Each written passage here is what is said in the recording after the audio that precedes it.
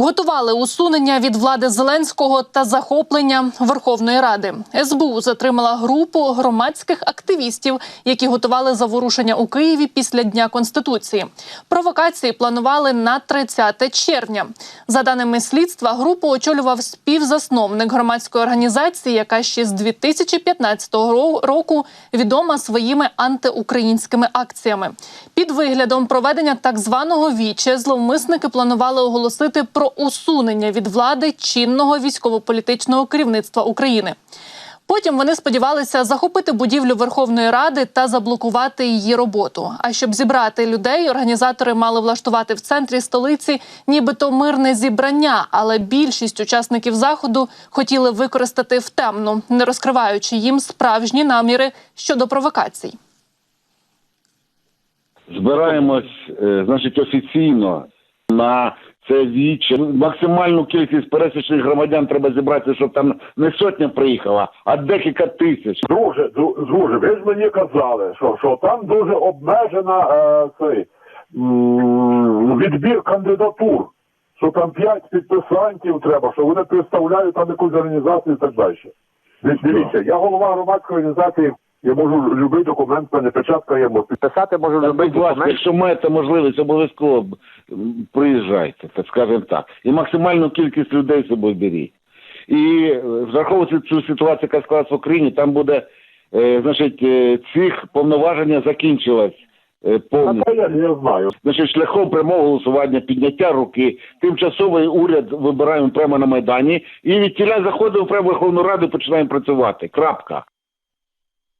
Інформацію про заворушення в Києві зловмисники планували поширювати через вітчизняні та іноземні інформресурси. Таким чином сподівалися розхитати суспільно-політичну ситуацію всередині нашої держави, що зіграло б на користь Росії. Щоб реалізувати злочинний задум, головний організатор залучив декількох спільників – представників громадських організацій із Києва, Дніпра та інших регіонів. Для конспірації вони комунікували між собою в різних месенджерах, а якщо зустрічалися, то невеликими групами по 3 особи. Служба безпеки завчасно викрила протиправні наміри фігурантів, задокументувала їхню підривну діяльність і затримала організаторів. Під час обшуків у помешканнях провокаторів знайшли зброю та боєприпаси, мобільні телефони, комп'ютерну техніку та чорнові записи із доказами злочинних дій. Наразі слідчі Служби безпеки повідомили затриманим про підозру. Зловмисникам загрожує до 10 років тюрми із конфіскацією майна. НАТО вважає, що Росія замінувала критичну підводну інфраструктуру ЄС у Північному морі. Про це пише The Times. Подібні побоювання ґрунтуються на даних, отриманих від компаній, що управляють ключовими нафтовими та газовими буровими установками, турбопроводами, електричними та телекомунікаційними кабелями. Росіянам потрібні човни для виконання шпигунських місій, тому що супутникові знімки не досягають морського дна, пише видання. Ключовими цілями для російських спецслужб, особливо після початку повномасштабного вторгнення до України, були кабелі електропостачання та телефонні кабелі, а також нафтові і газові трубопроводи. Загалом за останні 10 років понад 160 невійськових російських суден здійснили 945 підозрілих дій у Північному морі. Щонайменше 749 із 945 підозрілих маневрів відбулися у радіусі 1 кілометра від трубопроводів у Північному морі. Ще 72 підозрілі дії сталися поблизу кабелів електроенергії, а решта 124 у районах, де прокладено телекомунікаційні кабелі. Загалом масштаб операцій російських спецслужб за кордоном сьогодні досягнув рівня, небаченого ще з часів Холодної війни. Україна може створити надійний стримуючий фактор проти РФ без вступу до НАТО, пише The Hill. Видання зазначає, що брудна таємниця НАТО полягає в тому, що з моменту закінчення Холодної війни організація ніколи не приймала країн, які потребували захисту від російської агресії. Однак Україна має інший варіант – використати модель Швеції часів Холодної війни. Тоді Швеція формально була нейтральною країною, яка мала потужний оборонно-промисловий сектор та боєздатну армію. Проте країна тісно співпрацювала з НАТО у сфері безпеки і розвідки. Співпраця трималася в таємниці. границі. Проте Радянський Союз про це знав, і це діяло як стримуючий фактор військової агресії. У виданні зауважили, що Захід може допомогти Україні стати оновленою версією Швеції. Для цього потрібно збільшити підтримку відновлення оборонно-промислового сектору, навчання ЗСУ та тісну співпрацю у сфері безпеки і розвідки. Йдеться також і про двосторонні угоди, які Сполучені Штати та інші союзники підписали чи то підпишуть з Україною. Зокрема, потрібно гарантувати стабільну підтримку, принаймні протягом наступного десятиліття. Парламентська асамблея ОБСЄ визнала дії Росії геноцидом українського народу. У день відкриття літньої сесії в Бухаресті парламентська асамблея ОБСЄ ухвалила резолюцію із засудженням 10-річної збройної агресії РФ проти України. Дії військово-політичного керівництва Росії та її збройних сил під час повномасштабного вторгнення визнали геноцидом українського народу. Ухвалений документ передбачає також деколонізацію РФ як необхідну передумову для встановлення міцного миру. Резолюція закликає 53 держави-учасниці ОБСЄ докласти зусиль для деокупації Криму та усіх захоплених російськими окупантами територій України шляхом підтримки формули миру та Кримської платформи. Також документ закликає держави ОБСЄ створити спеціальний трибунал для притягнення до відповідальності РФ за злочини, скоєні в ході агресивної війни проти України, а також провести на міжнародному та національному рівнях розслідування масових звірств, вбивств, тортур та зґвалтувань, скоєних російськими солдатами. Крім цього, у документі підкреслюється необхідність швидкого запуску механізму використання заморожених російських активів на користь України. Десятки російських планерних бомб впали на території Росії. Американське видання The Washington Post отримало у своє розпорядження внутрішні документи влади Білгородської області РФ, які засвідчують падіння кабів, які окупанти запускають по Україні, на самій російській території. У документах вказані місця падіння, розглядаються також питання знешкодження та евакуації у разі надзвичайної ситуації. І щонайменше 38 бомб, якими приписують нещодавні територіальні успіхи Росії, впали в Білгородській області на кордоні з Україною між квітнем 23-го і квітнем 24-го року, хоча більшість з них не вибухнули. Також щонайменше 4 бомби впали на саме місто Білгород, регіональний центр, у якому проживає близько 400 тисяч осіб. Ще 7 бомб були знайдені в навколишніх передмістях. Більшість таких кабів були виявлені цивільними особами, лісниками, фермерами або мешканцями навколишніх сіл. У більшості випадків Міністерство війни навіть не знало, коли були запущені ці бомби, що вказує на те, що деякі з них могли знаходитися там протягом декількох днів. Місцева влада, як правило, мовчить про ці інциденти, повідомляючи лише про нещасні випадки, звинувачуючи в них українські обстріли або просто не повідомляючи про різні вибухи, які прогреміли в регіоні, особливо останніми днями.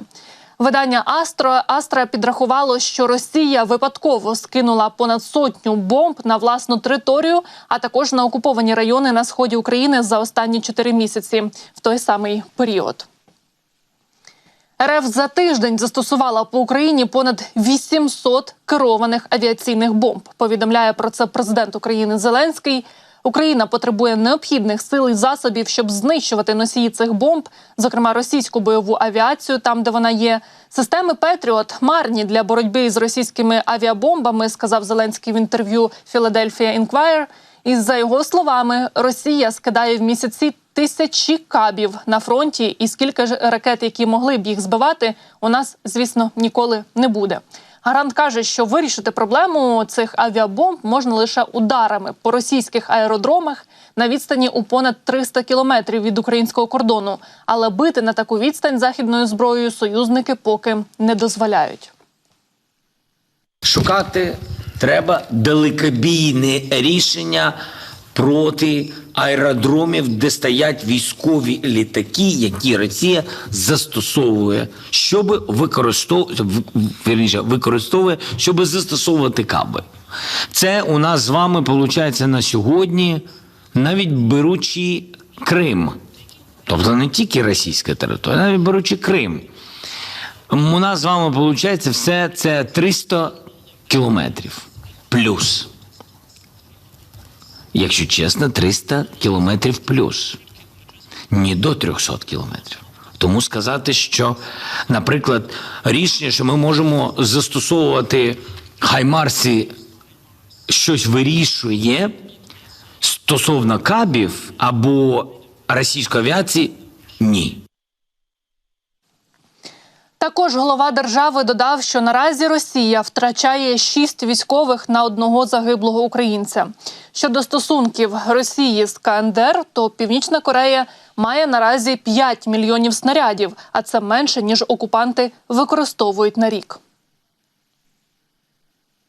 Також дуже важливо буде, мені здається, для вас. Якщо взяти ті запаси, які є в Північній Кореї, артилерійського снаряду, запаси, я не знаю, скільки вони виробляють, але, безумовно, виробництво завжди повільніше, ніж всі запаси. Так ось, якщо взяти всі запаси, я думаю, у них запасів там 5 мільйонів артилерійських снарядів на складах, то я вам скажу, що це менше, ніж Росія використовувала упродовж року. КНДР могла протягом півроку передати Росії близько 1,5 мільйона артилерійських боєприпасів. Про це повідомляє The Washington Post. Дані, які оприлюднило видання, охоплюють поставки із серпня по січень та показують, що понад 74 тисячі метричних тонн вибухівки були розподілені із 2 портів на Далекому Сході РФ до 16 локацій, переважно вздовж західної частини країни, тобто біля кордону України. Цей обсяг дорівнює приблизно 1 мільйону 600 тисяч артилерійських снарядів того типу, який Росія використовує у війні проти України. На об'єктах, куди прибули вантажі, було зазначено, що це боєприпаси, хоча в документації вони називаються вибуховими речовинами. І, як зазначає Washington Post, Росія, чиї запаси боєприпасів вичерпуються, покладається на своїх небагатьох союзників, тоді як ізольована Північна Корея шукає способи заробити гроші. А президент Сполучених Штатів Америки Джо Байден продовжить боротьбу за своє переобрання. Таке рішення ухвалила родина чинного президента на сімейній нараді, яка відбулася напередодні. Про це пише американське видання «Політіко».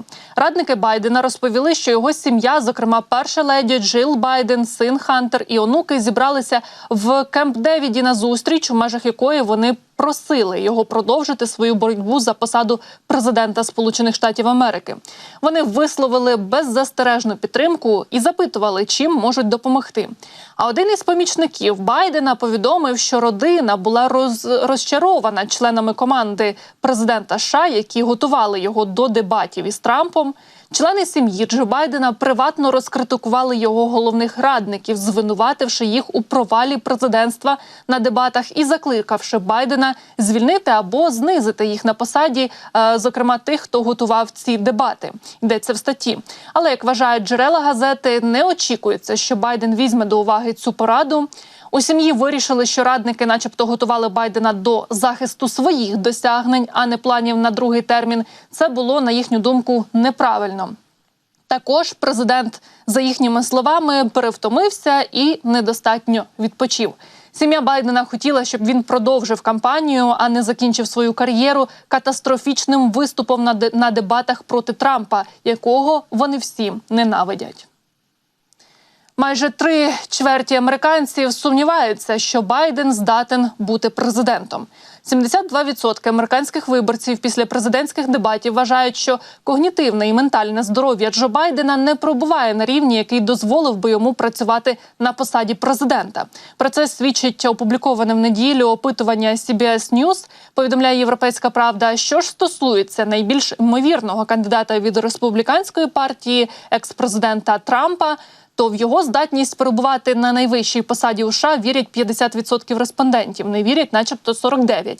Також після дебатів зросла кількість виборців, які вважають, що Байден не повинен балотуватися у президенти з 63 до 72%. Опитування CBS News охопило вибірку із понад 1000 зареєстрованих виборців, і відбулося воно 28-29 червня. Похибка становить у 4,2% пункта. Ультраправа партія «Національне об'єднання» Марін Ле Пен посіла перше місце в першому турі парламентських виборів у Франції з результатом у 33,4%. Це важливий, але не вирішальний успіх. Доля місць у парламенті визначиться в другому турі, який відбудеться 7 липня. За результатами першого туру від Національного об'єднання за попередніми підрахунками обрані 39 депутатів, зокрема Марін Ле Пен. Друге місце з 28 майже відсотками голосів посів лівий блок «Новий народний фронт» – 32 депутати. А третє місце – коаліція прихильників чинного президента Еммануеля Макрона із результатом у 20,76%. Загалом у першому турі обрані 76 депутатів. Якщо Національне об'єднання здобуде абсолютну більшість у Національній асамблеї, у Франції вперше з 1990-х років може скластися ситуація, коли президент і уряд належать до різних політичних таборів. Додам, що Ле Пен у минулому відома своїми проросійськими настроями. Нинішній лідер партії Жордан Барделла висловлювався за продовження підтримки України, однак він виступив проти постачання Києву далекобійних ракет та іншої техніки, яка дозволить атакувати російські міста. І вони говорять, що це начебто не має спричинити ескалацію. Також він категорично проти відправлення французьких військових інструкторів в Україну. Ну і після оголошення результатів екзитполів, за якими у першому турі виборів перемагає партія Ле Пен, у Франції спалахнули протести. За інформацією видання 20 Minutes, учасники акції протесту скандували «Ми всі антифашисти» після того, як дізналися, що Національне об'єднання Марін Ле Пен займає лідируючі позиції за результатами виборів. Учасники мітингу заявили, що таким чином висловлюють своє незадоволення ультраправою політичною силою. Також учасники акції заявили, що обурені результатами виборів і здивовані, як багато людей можуть голосувати за партію, яка, цитую, пропагує расизм та гомофобію.